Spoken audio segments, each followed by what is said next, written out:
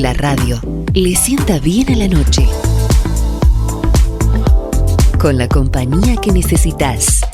La voz de la biblioteca. Radio Online, la radio de la Biblioteca Popular Escritores Correntinos.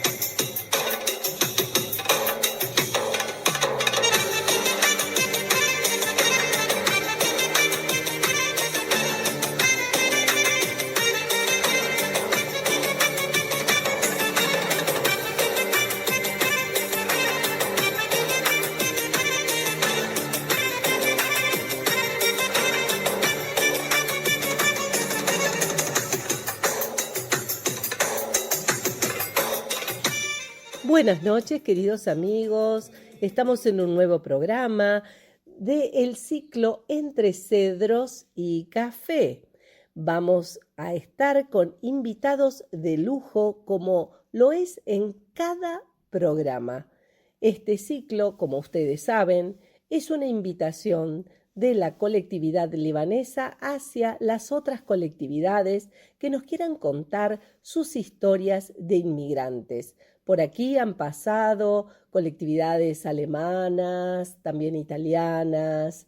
Así que estamos a la espera de tu historia. Vení, soy Laila Daiter y aquí, entre Cedros y Café, te estaremos escuchando. Acércate, esta es una radio de todos. La voz de la biblioteca habilita este espacio de la mano de Olga Ocampo y de Ramón, que siempre están allí listos con una mano extendida desde esa plaza Giachino, donde está la Biblioteca Popular Escritores Correntinos, y tienen esta radio que tan gentilmente brindan hacia la comunidad en donde se encuentra este ciclo. Bienvenidos.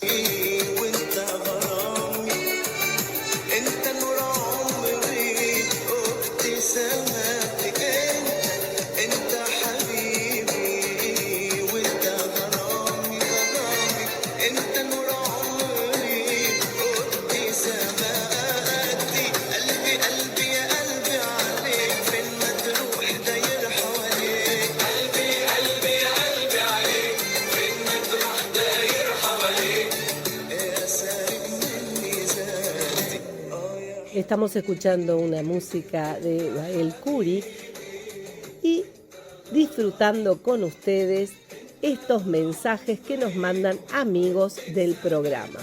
En este momento vamos a pasarles un mensaje de la colectividad alemana. Sonia Krum ha pasado por el programa y ha empezado a mandar mensajes contándonos cómo han sido las curaciones, las sanaciones, esos remedios caseros que utilizaban sus ancestros alemanes del Volga para poder sobrevivir. La vamos a escuchar. Hola, mi nombre es Sonia Krum, soy de Entre Ríos y quiero compartir con ustedes algunas cápsulas de salud natural que forman parte de la sabiduría que nos heredaron nuestros abuelos. Cuando llegaron a Argentina no disponían de médicos a quienes consultar ni de remedios fuera de las soluciones naturales que se transmitían de generación en generación. Y en primer lugar tengo que contarles que mis abuelos tenían un estilo de vida que se basaba en 8 remedios naturales, entre comillas, muy sencillos de recordar. Siempre los tengo en mi mente porque están acomodados en una sigla. La palabra es adelante. La A de aire puro, la ventilación, que corra aire por toda la casa. La D de descanso. Mis abuelos seguían el ciclo circadiano, se dormían muy temprano después de un día arduo de trabajo y se levantaban antes del amanecer. Como diría mi mamá, eran como las gallinas, se acostaban temprano y se levantaban temprano. La E de ejercicio. Bueno, la vida de mis abuelos era de permanente movimiento. Levantaban peso, hacían caminatas muy extensas en el territorio que cultivaban, así que siempre estaban en movimiento. La L de luz solar. Y la verdad es que pasaban mucho tiempo trabajando al sol, en la huerta, en el jardín, atendiendo animales. Gran parte del día lo pasaban afuera. La A de agua. Realmente no había otra cosa para tomar fuera de la leche y el jugo de las frutas, así que el agua era la bebida cotidiana. Y además mis abuelos nunca consumieron alcohol. La N de nutrición saludable. No consumían alimentos envasados o muy elaborados, sí, muchas frutas y verduras de estación que cosechaban de lo que ellos sembraban, lácteos y carnes frescas. La T de templanza. Bueno, ellos sabían decir no a lo que hace daño, al alcohol, al tabaco, las drogas, a los excesos de todo tipo. Eran gente sencilla, pero que sabían cuidarse y usaban también con moderación lo que es bueno. Y por último, la E de esperanza, el componente espiritual, los valores y específicamente el mirar al futuro con esperanza, hoy se conoce como un gran predictor de la salud mental y física. Y yo creo que con estos 8 remedios que me enseñaron mis abuelos, el adelante, tengo la base como para vivir una vida bastante alejada de la enfermedad y de los médicos. Aún así, cuando mis abuelos o sus hijos se enfermaban, necesitaban de tratamientos, de medicación, y no era fácil conseguirlo a donde ellos vivían. Así que quiero compartirte hoy algunos de estos remedios caseros y naturales que aún muchas veces todavía utilizamos. Siguiendo con las cápsulas de remedios naturales, quiero contarte de qué manera mis abuelos se curaban los forúnculos.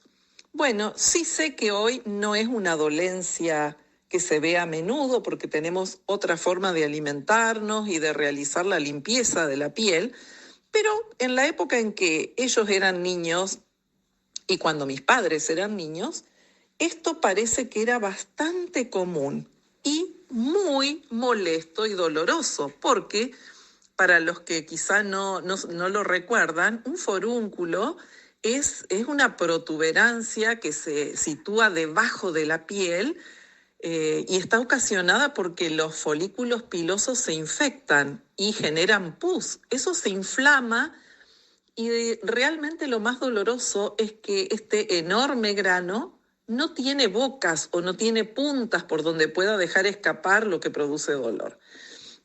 Así que mis abuelos encontraban la solución para esto en la huerta. ¿Cómo lo hacían? Preparaban compresas de hoja de repollo. Entonces, ponían sobre la zona que estaba infectada mucho repollo picado bien finito y encima colocaban una hoja grande de repollo y envolvían todo esto con una tira de tela, un pedazo de sábana vieja o lo que fuera, que pudiera sostener este preparado y que esto pudiera estar, por ejemplo, durante todo el día o durante toda la noche. Lo que sucedía era que el repollo, según me contaban, tiraba hacia afuera la piel y finalmente aparecían bocas o puntos de salida para el pus que estaba dentro del grano. Una de mis tías me contó que en su casa se hacía poniendo azúcar sobre la herida y encima la hoja de repollo. Bueno, distintas versiones para obtener lo mismo y era un gran alivio después de que podían sacar todo eso que molestaba. Simplemente tenían que ser pacientes, soportar el dolor y llegar a sacar incluso la raíz del forúnculo, porque si esta no salía, la zona se volvía a infectar. Así que bueno, puede que en tu huerta tengas la solución para algunos problemas.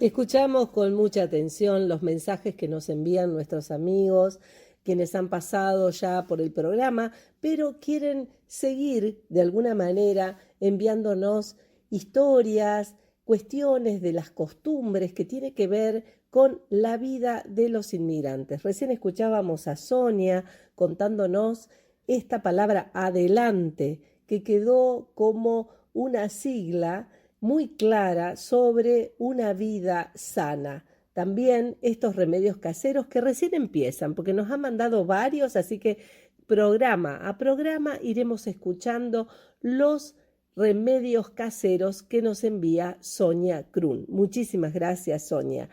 Ahora vamos a escuchar las palabras del presidente de la Unión Cultural Libanesa de la filial Corrientes. Estoy hablando de Juan Manuel Enaín y viene de la mano de una entrevista que le realiza Amalia Aucar. La escuchamos. Los escuchamos a ambos. Hola Laila, queridos amigos, estamos con Juan Manuel Enaín hoy, todo un invitado de la casa y un querido amigo, donde Juan nos va a contar sobre el nuevo aniversario de la UCAL Corrientes, que el 7 de agosto cumplió 3 años. Hola Juan, ¿cómo estás? Hola Amalia, ¿cómo están? ¿Cómo están todos? Bueno, antes que nada la audiencia y a Laila también por brindarnos este espacio. Bueno, por aquí todo bien. Hoy, como vos decís, y bien lo sabés, como fundadora de nuestra filial, hoy 7 de agosto cumplimos 3 años como tal. Así que bueno, una alegría enorme, porque no nos imaginábamos, creo, y lo hablo en plural, te incluyo, y también aquellos que nos han acompañado y los que siguen, ¿no es cierto?, al lado nuestro, porque bueno, de una pequeña idea, de una persona que parecía algo disparatada en ese momento, que sos vos, no te rías, hoy estamos acá, se transformó en algo grande, que todavía falta, seguramente con trabajo y esfuerzo se van a lograr muchas más cosas, pero cuando uno se pone a mirar hacia atrás, como me dijiste esta mañana, la verdad que uno no se da cuenta todo el tiempo que pase y las cosas que se van haciendo, ¿no es cierto? Y así que bueno, muy feliz realmente. Un grupo de amigos que se terminó transformando en una familia. Así es. Años. Tal cual como vos lo decís, donde aparte nos acercan a algo que para nosotros y para la mayoría de los descendientes, ¿no es cierto?, de aquella, decimos siempre abuelos, nosotros generalmente hoy que estamos en la tercera generación, pero con cariño, aquellos abuelos, padres, hermanos y tíos que han venido de lugares en ese momento difícil y han venido a buscar un futuro, un lugar tranquilo, un lugar donde hacer crecer su familia. Y bueno, y hoy cuando uno se pone a charlar y empezamos a conocer todas estas historias, por eso me gusta mucho lo del programa cuando escucho las historias, que la mayoría a veces se asemejan en ciertos modos, pero que bueno, que nos hacen palpitar realmente y poner la piel de gallina porque nos remontan a nuestro pasado, a nuestros parientes, y bueno, y más que nada sentimentalmente, ¿no es cierto?, remueve mucho. Y esta UCAL, a través de la filial, vamos conociendo a nivel nacional, y vos seguramente ahora dentro de poco a nivel internacional, a personas, ¿no es cierto?, a personas y a lugares que nos van abriendo las puertas, así que realmente yo me emociono, sobre todo porque uno a veces no toma dimensión, lo reitero, porque así, pero sí trabajamos para ello también. Así que siempre están todos invitados a acercarse a la filial y a participar de nuestras actividades.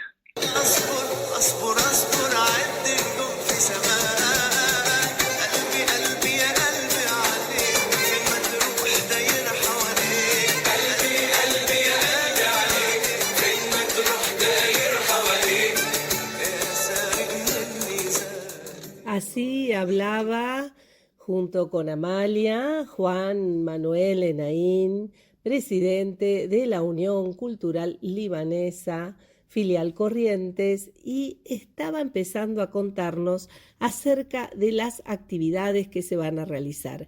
En un minuto nada más vamos a seguir escuchando la entrevista de Amalia Áucar, a quien le mandamos un abrazo gigante, co-conductora, productora del programa. La verdad que es una notera excepcional, muchas cualidades tiene Amalia, a la cual le agradecemos mucho que esté siempre ocupándose de este programa. Enseguida continuamos.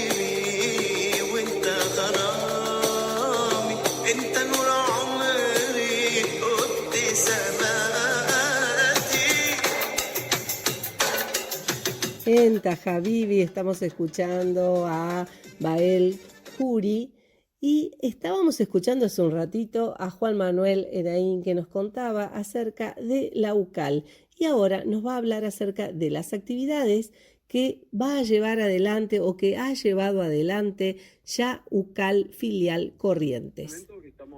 Hace poco vino el padre Charbel a Corrientes, que fue una movida muy grande.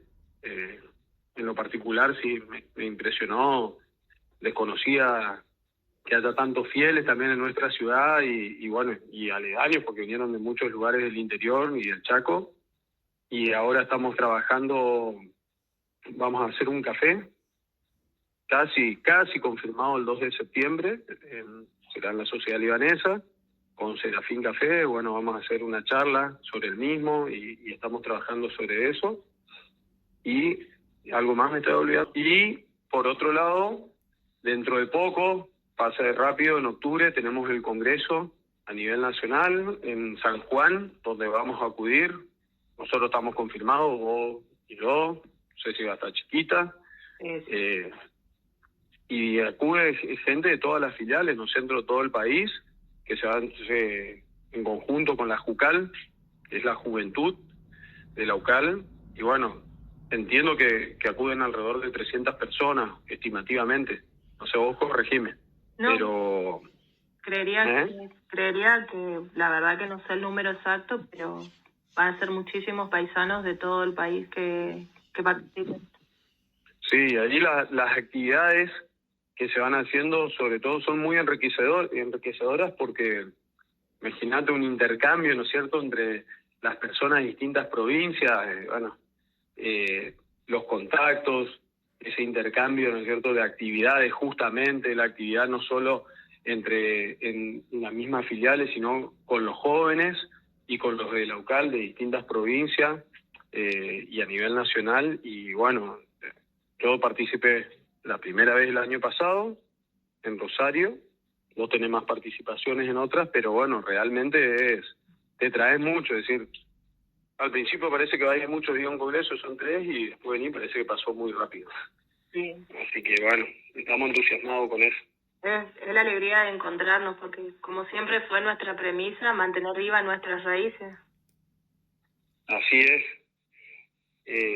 Después de todas las actividades, uno el esfuerzo que hace, ¿no es cierto? Yo creo que eso es ese valor que nos han inculcado y que nos han transmitido de generación en generación, y sobre todo entiendo de la amistad, de la fraternidad, del compañerismo. Y bueno, y en esos lugares, cuando hay gente, en su mayoría muchos que no conoces, otros que vas conociendo, pero que siempre está ese sentimiento, ¿no es cierto?, de encontrarte y sentir que estás hablando a veces con un amigo de toda la vida, o que se va dando esa cordialidad entre paisanos. Así que realmente es muy lindo, la experiencia es muy linda. Sí, totalmente. Voy a contar una anécdota a la audiencia con Juan Manuel. Los dos somos abogados, nos conocimos en los pasillos de tribunales y empezamos entre los dos a trabajar para mantener vivas nuestras raíces. Y un día descubrimos, mirando, ¿sí?, que nuestros bisabuelos, tanto el bisabuelo de Juan como el mío, fueron parte de la primera comisión directiva de la Sociedad Libanesa de Corrientes hace más de 100 años. Así es. Fue emocionante eso. Así es. Ahí está la plaquita que figura 1917. 1917. Sí. Y bueno, imagínense que el tiempo pasa, ya ha pasado más de un siglo, pero para aquellos primeros paisanos que llegaban hablando otro idioma, con otra cultura, ese lugar y juntarse, más allá de tener o no un lugar físico, que seguramente también significó mucho, era una hermandad, ¿no es cierto?, donde se ayudaban uno a otro, hombro con hombro, y eso siempre tenemos que respetar, y que gracias a ello hoy inclusive estamos teniendo esta charla. Así que eso es tal cual. Así que bueno, cierto. Bueno, Juan, sí, la verdad, bueno, muchísimas gracias por tu entrevista. Fue muy linda. Y bueno, Laila, nos despedimos y continuamos con el programa.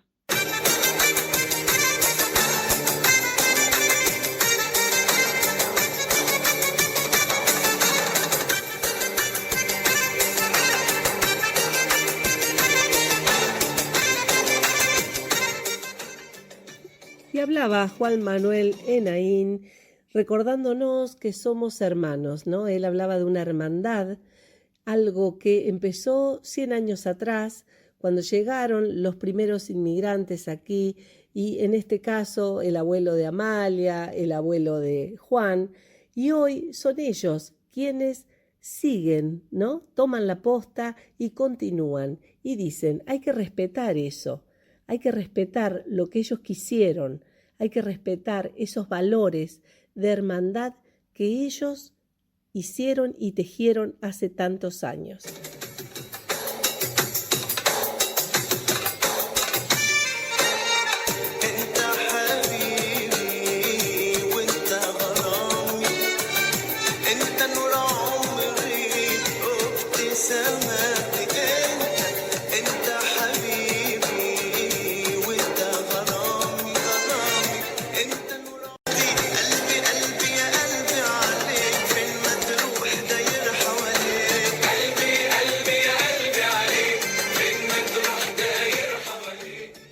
Y así en esta hermandad hablaba Juan Manuel Enaín, y en eso, ¿no?, de ser hermanos, nos hemos encontrado también en este programa Entre Cedros y Café.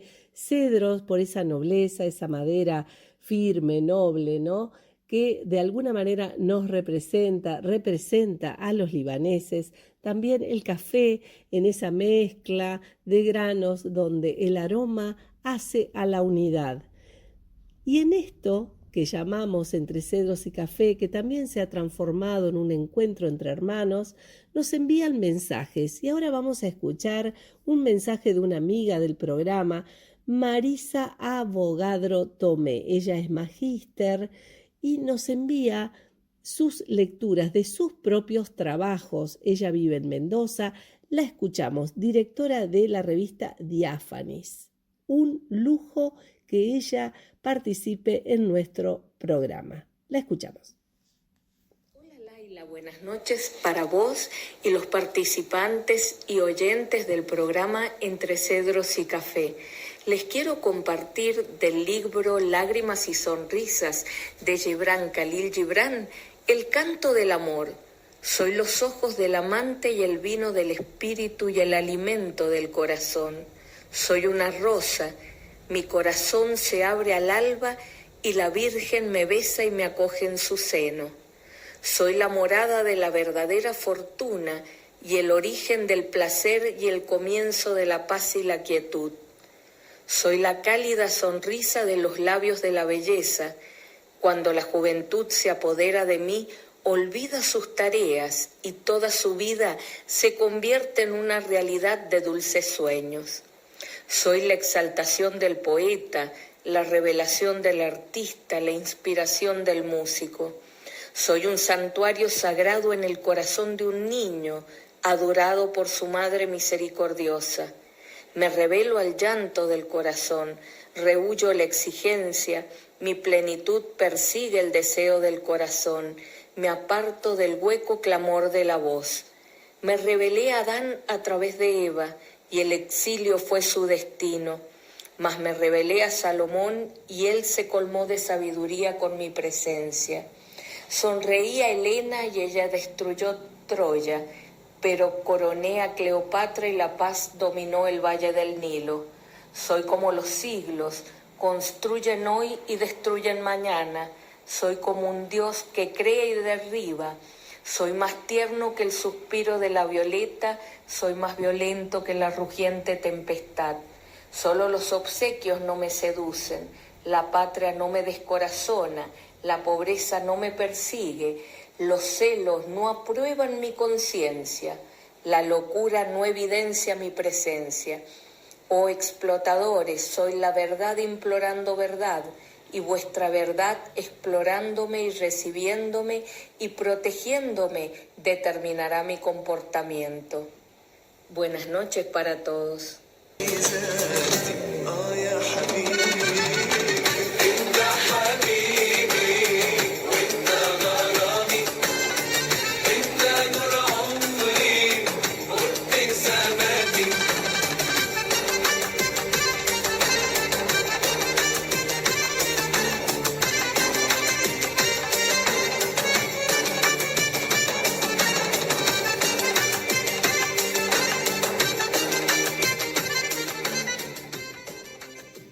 Y allí hablaba Marisa Abogadro Tomé, quien tiene múltiples actividades. Ya les voy a hablar de ella. La vez pasada, cuando le hice la entrevista, hablé de la revista Diáfanis que ella lleva adelante. Búsquenla en Facebook, está en diferentes lugares. Así, revista Diáfanis. Se van a encontrar con un material imperdible, con entrevistas que ella realiza. Así que hay que leer a Marisa Abogadro Tomé. Tiene escritos también muy, muy bellos que acá noche a noche los vamos escuchando y vamos pasando. Ya escuchamos varios de ella, pero tiene muchísimos más. Así que aquí, como siempre, estamos a la espera de tus escritos. Así como Marisa, te esperamos tus escritos. Envíanos un audio para saber que estás allí al 3794 28 34 75. Soy Laila Daiter y te estaré escuchando. Y aquí los oyentes de Entre Cedros y Café también te acompañarán.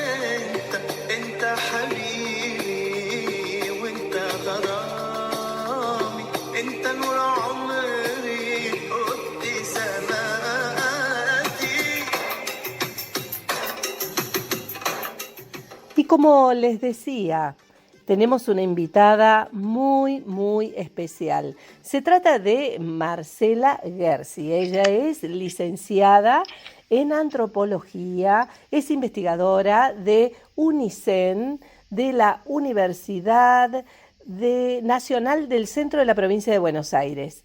Ha sido docente durante más de 30 años. Ella es nacida en Olavarría. Hola Marcela, ¿cómo estás? Marhaba, hola Laila, ¿cómo están ustedes? Y bueno, muchas gracias por abrirme este espacio. Bueno, Marcela, este encuentro se lo debemos a Amalia Aucar, quien gentilmente nos ha presentado de alguna manera y me ha hablado maravillas de todo lo que vos has hecho en relación a esta búsqueda en Líbano, un poco esta búsqueda ancestral, viajando hasta allá, pero vinculándolo a la universidad. Contanos un poquito acerca de este trabajo. Bueno, en principio quiero también informar o quiero acercar que yo soy descendiente de un abuelo libanés, el padre de mi madre, Salim Nedir, nacido en Duma, ahí en el distrito de Batrún, en el Líbano. Si bien mi abuelo nunca volvió al Líbano, siempre estuvo cerca en la medida en que fue dejando de a poco entre sus hijas, mi madre la última hija que tuvo, esa inquietud por conocer Líbano. Eso por un lado. Por otro lado, yo he pasado a formar parte de la Sociedad Libanesa de aquí de Olavarría y luego de la filial local de la Unión Cultural Argentino-Libanesa de la UCAL, de manera tal que desde hace aproximadamente 5 años atrás comenzamos a charlar con el presidente de la Sociedad Libanesa y hoy presidente de UCAL Nacional, Fernando Bugosen, la posibilidad de hacer un proyecto de investigación, un proyecto científico que trabajara sobre el patrimonio libanés acá en Olavarría y la región. Eso lo fuimos trabajando, lo fuimos perfilando, y cuando estábamos a punto de concretarlo en el año 2019, a fines del 2019, principios del 20, comenzó la pandemia y entonces ahí se nos atrasó un poco, pero no mucho, porque en realidad nuestro trabajo de gestión siguió adelante. De alguna manera pudimos dar esos pasos y entonces se concretó un convenio entre Sociedad Libanesa y la Facultad de Ciencias Sociales de acá de Olavarría de la Universidad Nacional del Centro, un convenio para realizar este proyecto, que no tiene un término, no tiene un tiempo específico, sino que sí, obviamente va a tener que ir renovándose en la medida en que nosotros vayamos entregando los informes de nuestra investigación. Pero bueno, eso nos ha dado un marco insuperable para trabajar estas cuestiones de patrimonio. El proyecto lo iniciamos en el 2020 con una búsqueda documental de la historia del Líbano, de la historia de las migraciones del Líbano hacia América, específicamente lo que toca a la provincia de Buenos Aires, y también hicimos una investigación de los antecedentes de trabajos, de otros trabajos que se hubieran realizado en el país respecto de la inmigración libanesa. Todo eso para ir ocupando tiempo mientras estábamos en pandemia y, digamos, encerrados en nuestros domicilios. No obstante, en el año 2019, cuando estábamos armando esto, yo viajé por primera vez al Líbano, pero no en tren de investigar, sino como una interesada particular que quería acercarse y conocer el pueblo de mi abuelo. Ese viaje fue digamos, determinante para que nosotros después en el proyecto pensáramos en extender el trabajo en tierras libanesas. Nuestro trabajo... Sí. Dale. Te quería preguntar acerca de, bueno, esto que estás mencionando, como tu interés primero desde esta memoria familiar, ¿no? De esta construcción, desde un proceso de identidad que seguramente te lo ha conformado tu familia, ¿no? Eso se ha ido construyendo en un ambiente familiar. ¿Cómo fue porque más allá de que uno descienda, yo te escuché decir, no es la sangre la que tira, no se trata de una herencia genética, es un proceso, decís, de socialización. Me interesó muchísimo este concepto, para dejarlo claro, porque bueno, se escucha mucho esto, ¿no? ¿Cómo fue este baño de herencia, ¿no? que pensás? No, claro, en principio compartimos el concepto porque nosotros desde la antropología, desde las ciencias sociales, nuestro objeto de estudio es la cultura, y la cultura se toma como una forma de vida que se ha construido históricamente y colectivamente. La cultura no la tomamos como una herencia genética, no la tomamos como algo que supera a otras formas de vida humanas, es decir, no hablamos ni de mejor ni de mayor cultura, ni de menor ni de peor cultura. Nosotros pensamos la cultura como una construcción dinámica que por momentos puede estabilizarse y puede permanecer, y eso inclusive puede transformarse en las tradiciones, pero también pensamos a la cultura como algo que por distintas circunstancias puede cambiar coyuntural o estructuralmente.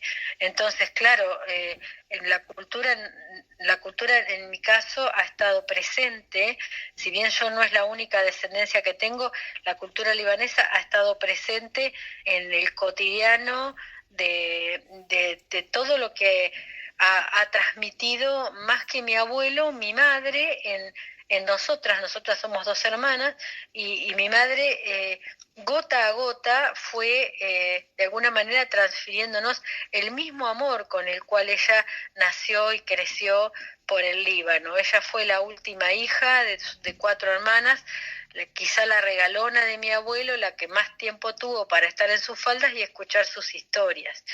Y por otro lado, igualmente el abuelo se reservó algunas cosas. Por ejemplo, nosotras no aprendimos a hablar, mamá no aprendió a hablar el árabe, y por lo tanto no aprendimos a hablar el árabe, sino es hasta hace un tiempo atrás cuando nos adscribimos a hacer los cursos por nuestra cuenta.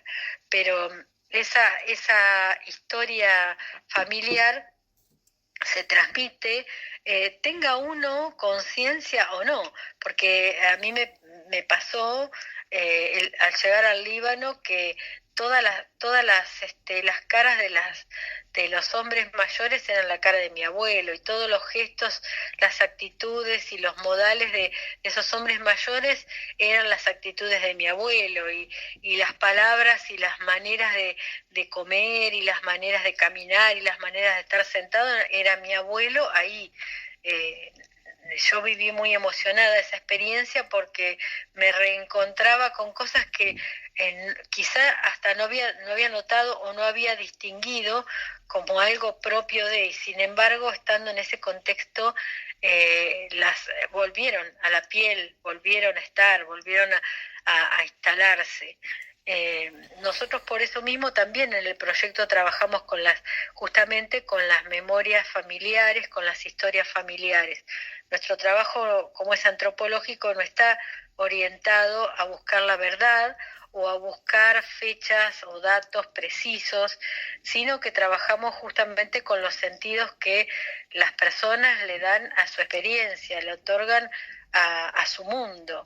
Y entonces, en nuestro caso, hablar con descendientes de libaneses no es pedirle a esos descendientes que reciten de memoria cosas que no tengan que estar viciadas o erróneas. No nos interesa eso. Lo que nos interesa es cómo cada uno construye esa experiencia de identidad.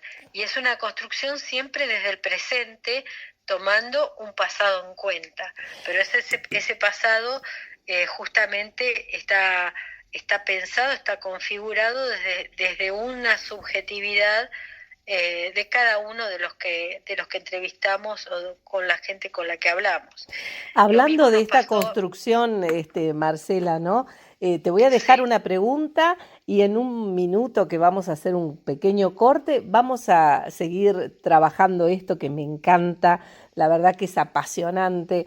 Pienso qué maravilla hubiera sido viajar con vos y ver, porque aparte de tu trabajo ha sido los ritos del pasaje en un libro que has escrito, y pensaba, ¿no? Si has podido percibir de alguna manera estas prácticas, este modo de estar en el mundo, este tipo de celebraciones, este tipo de rituales, de iniciaciones. Te lo dejo para dentro de un segundito, que ya volvemos.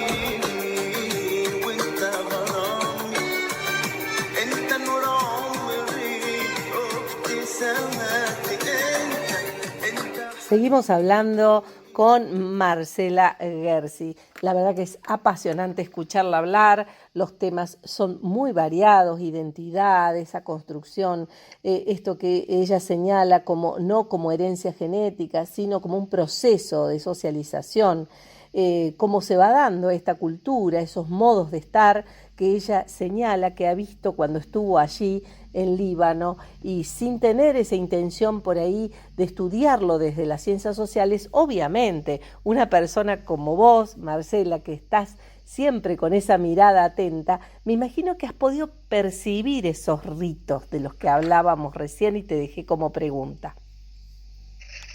Sí, en el mundo todos los seres humanos ritualizamos parte de nuestra experiencia porque eso nos permite sostenernos y confirmar miradas de mundo, nos permite ordenar nuestro mundo y sentirnos seguros en él. Los ritos son experiencias de transformación o de modificación, pero también son experiencias de repetición de formas de vivir. Y en el caso de nuestra identidad libanesa, esos ritos están muy presentes en cosas cotidianas como en el cocinar, en cómo cocinar, qué cocinar, cómo relacionarse para hacerlo, por ejemplo. Es decir, con qué personas se reúne uno para no solamente elaborar el alimento, elaborar la comida, sino también para compartir experiencias de comunicación, de charlas o cosas que por ahí no tienen que ver con la actividad, la propia actividad que se está llevando adelante. Eso es una ritualización permanente que inclusive nosotros después la vemos representada con más fuerza o mayor fuerza en el caso de Argentina, en las cenas que hacemos en torno a las celebraciones libanesas, a nuestros aniversarios, a cuestiones que tienen que ver con reunirnos, encontrarnos. La ritualización también está presente en las maneras en que nos comunicamos, en las maneras en que nos saludamos, en las maneras en que nos comportamos. Siempre la ritualización tiene que ver con una relación con el otro. Y en el caso de no necesariamente en el Líbano o específicamente en el Líbano, esto es una transferencia cultural que uno a veces no toma conciencia de que la está realizando como una ritualización.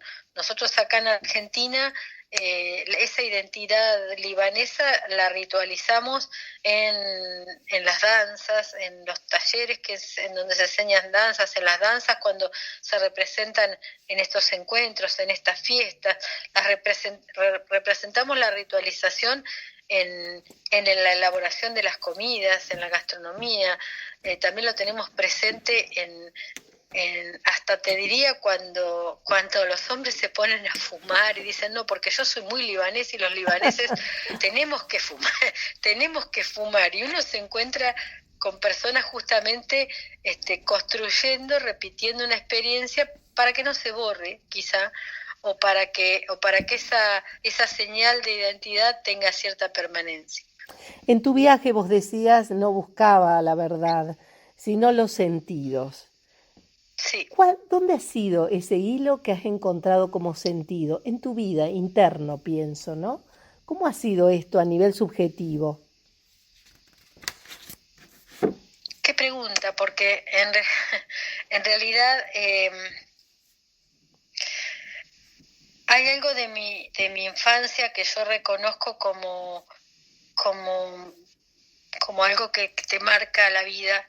Y es que mi madre, la hija del libanés, fue maestra de escuela primaria y fue la que me acercó a la lectura, la que me acercó a sentir curiosidad por distintas cosas que estaban contenidas en esas revistas, en esos textos, en esos libros que ella traía generalmente de la biblioteca de las escuelas donde trabajaba, porque nosotros en nuestra infancia no tuvimos un poder adquisitivo que nos permitiera reunir por nuestra propia cuenta eso. Pero bueno, entonces cuando ella traía todo eso yo me lo devoraba y pasaba horas leyendo, metiéndome en relatos, sobre todo en las leyendas, en los mitos griegos, no sé, llegué hasta leer y estudiar el diccionario, para que te des una idea. No sé si aclaramos, yo tengo 62 años y entonces en mi infancia no había televisión y había muy poca televisión y no había televisor a color y mucho menos los celulares y esta cosa de la tecnología. Entonces nuestra inquietud estaba volcada en los juegos infantiles, en los juegos con nuestros amigos, pero sobre todo en los libros y la lectura y en algunas revistas de historietas. Mi madre fue una gran maestra para mí. Me permitió esa inmersión en los textos, en el conocimiento, en averiguar otras cosas. Y mi padre fue una persona más pragmática, pero también por su vida muy humilde, muy de tener que rebuscárselas, fue la persona que me permitió saber que subirme a un árbol no me daba miedo y viajar al África tampoco. Estar en la aventura permanente, en la pregunta permanente, en la inquietud de querer saber qué hay del otro lado de un árbol o de una loma. Esto que decís del África, de paso, ya que lo has mencionado, sí. ¿Qué podrías contarnos de estas búsquedas que iniciaste también allí? Porque tengo entendido que has hecho también esta inmersión ahí, ¿no? En una cultura absolutamente diferente, al menos para nosotros o yo que te estoy preguntando, ¿no? Bueno, nosotros cuando yo todavía era alumna avanzada, ya casi a punto de recibirme, organizamos con dos profesoras, dos docentes de la Universidad Nacional de La Plata que venían a dar clases aquí a Olavarría, una de ellas, organizamos un viaje, 5 alumnos y alumnas avanzadas al África. Surgió de una inquietud nuestra, personal, particular. En principio, ir a conocer los lugares que hasta ese momento estaban asignados como donde había aparecido la especie humana. Los sitios arqueológicos de Etiopía, de Kenia, donde todavía había mucho por explorar y en donde aparecían estos restos humanos que marcaban con claridad el surgimiento de la especie humana. En principio surgió de ahí, justamente de una intención de una aventura total.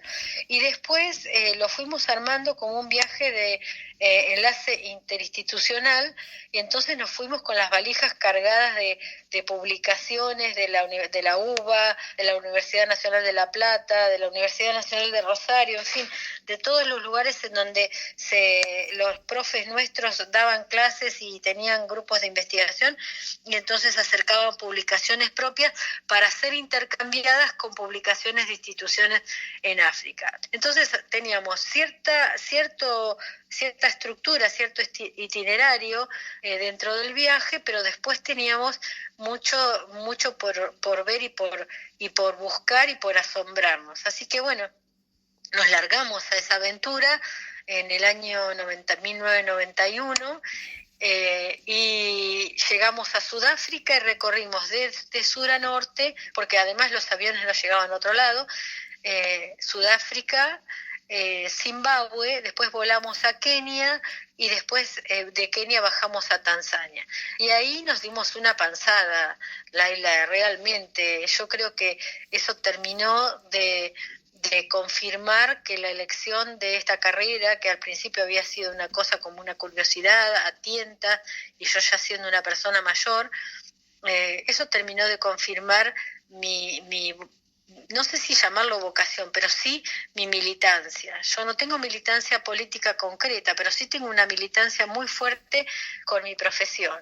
Y entonces en África creo que eso siempre África suena como las películas norteamericanas en donde John Wayne cazaba alguna cebra y esas cosas, pero en realidad para nosotros África fue la gente africana, fueron las sociedades, los grupos humanos africanos, las situaciones, los estados de cuestión de vida de esas personas, en fin, ahí creo que crecimos mucho y aprendimos mucho en campo, mucho más allá de lo que podíamos entender y analizar desde los textos de la bibliografía. Creo que fue realmente un shock estar por primera vez ahí.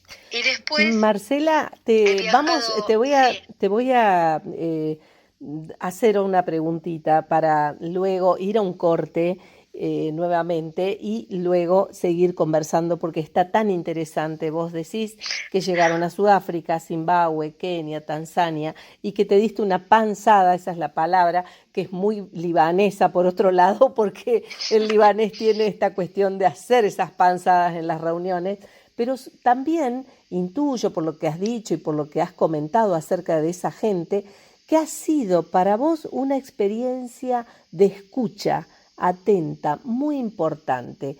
Bueno, quisiera que luego de este corte, pequeño corte, habláramos un poco de ese arte de escuchar, qué quedó de esa escucha que has tenido en este lugar. Enseguida nada más seguimos con Marcela Gersi, licenciada en antropología, que nos está paseando, estamos viajando con ella por Líbano, África, y la verdad que es muy interesante escucharla. Ya volvemos.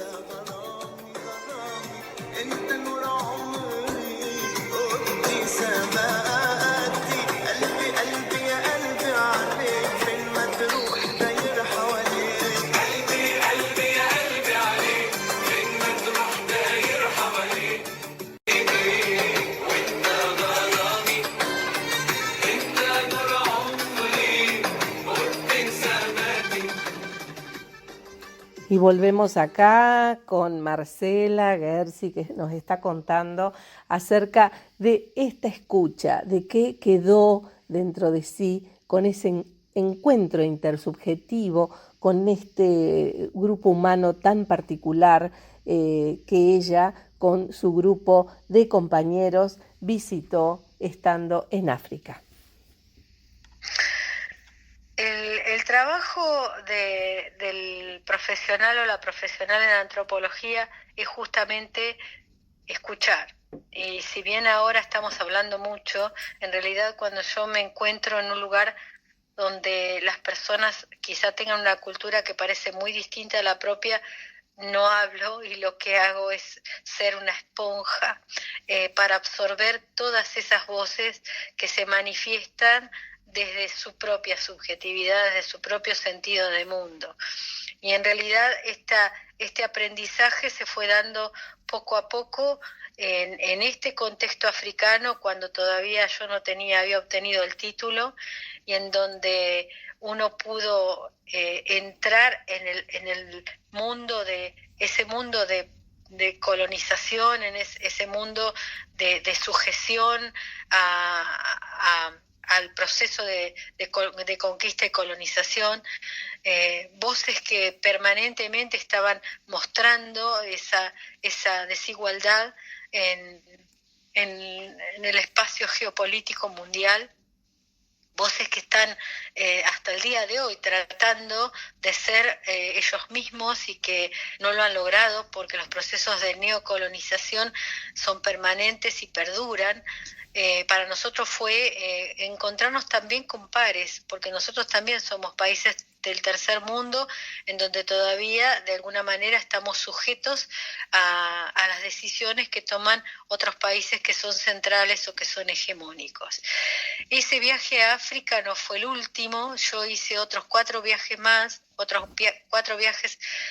ya sola, interviniendo en el espacio del Foro Social Mundial con talleres de pueblos originarios, porque he trabajado durante 30 años con el tema de pueblos originarios y no específicamente con los pueblos originarios, solamente con los pueblos originarios de Argentina, y también lo he vivido en el contexto latinoamericano.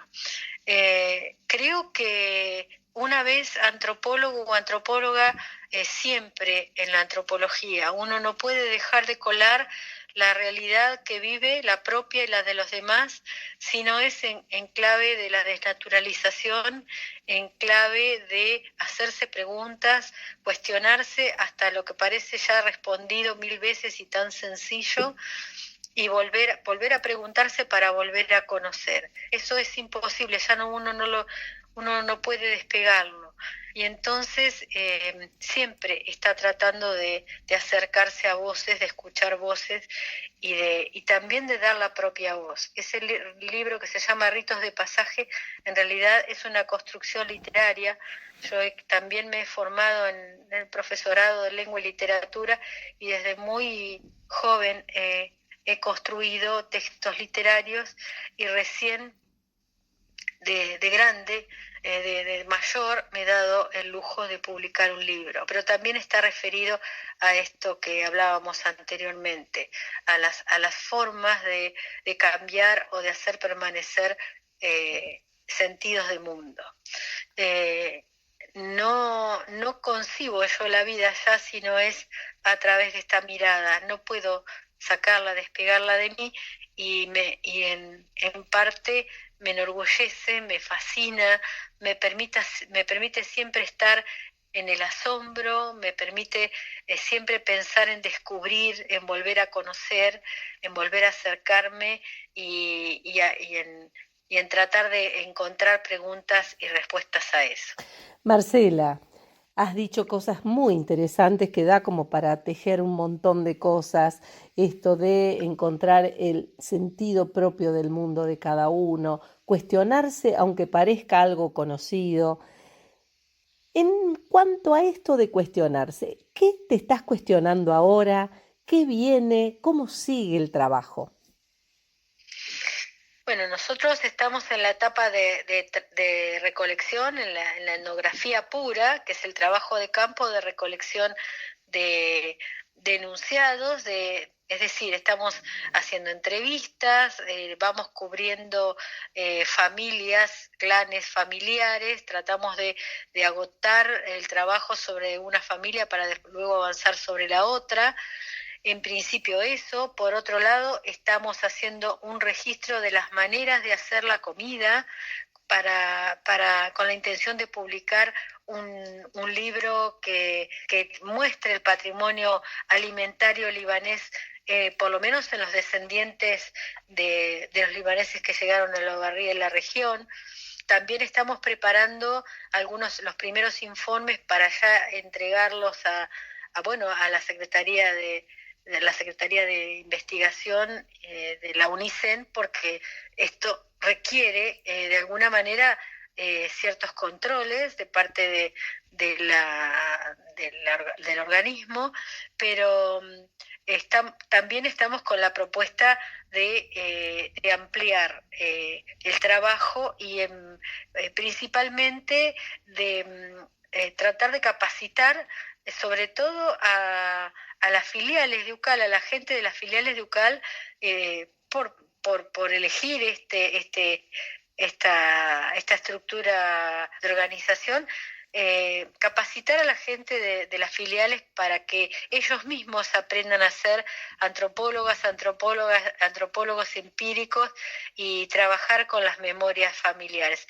En algunos lugares ya se está haciendo aquí en el país, quizá de la mano de gente que hace historia, quizá de la mano de gente que ya viene trabajando estos recuerdos, pero la intención es que se despierte en distintos espacios esta mirada antropológica, no solo histórica, y que se pueda hacer hasta inclusive un gran mapeo de todo este patrimonio que está presente en Argentina y que va a seguir construyéndose en todos los descendientes.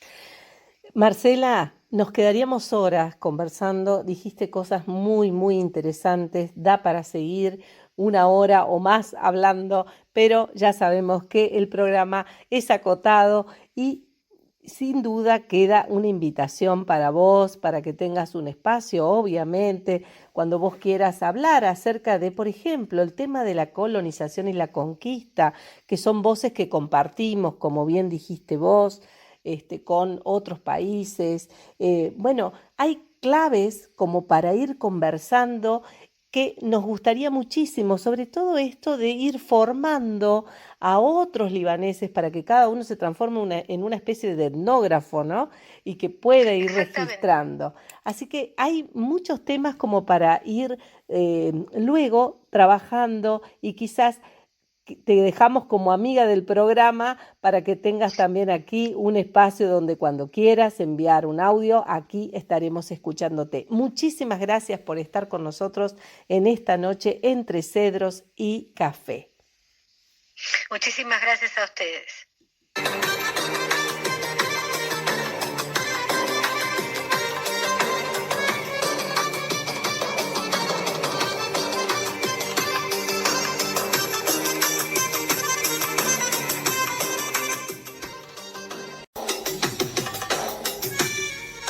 Y así nos despedimos de este programa Entre Cedros y Café, escuchándola a Marcela Huersi, porque así realmente se pronuncia su apellido, así que lo digo bien al final, Huersi.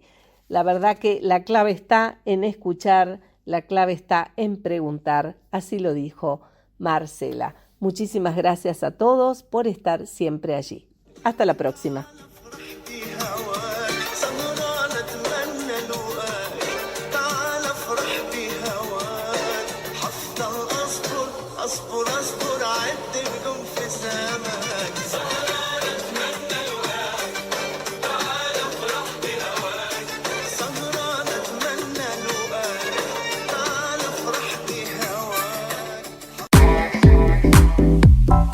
La radio le sienta bien a la noche,